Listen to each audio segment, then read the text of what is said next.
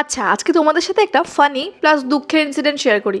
কালকে বের হয়েছিলাম চার্চের হদিশে, কিন্তু যাকে জিজ্ঞেস করছি চার্চ এখানে কোথায় আছে, কেউ আমার ভাষাই বুঝতে পারছে না। মানে চার্চ বলার পর কেউ বুঝতেই পারছে না যে এটা কী জিনিস। সত্যি কি এখানে লোক জানে না যে চার্চ কি? অ্যাকচুয়ালি এখানে কোনো দূর দূর পর্যন্ত চার্চ মনে হয় নেই, তাই ওরা কিছু বুঝতে পারছে না। আমি যখন কালকে রাত্রেবেলা মোমো আনতে গেলাম, তখন এই মোমোর দোকানের লোকটাকে জিজ্ঞেস করলাম যে এখানে চার্চ কোথায় আছে। দাদাটা আমার ভাষাই বুঝতে পারছে না, বলছে একটু কী বস্তু বাইরো, মানে এটা কি জিনিস। তো আমি বললাম যে আমাদের হিন্দুদের যেমন মন্দির হয় তেমনই খ্রিস্টানদের হয় চার্চ।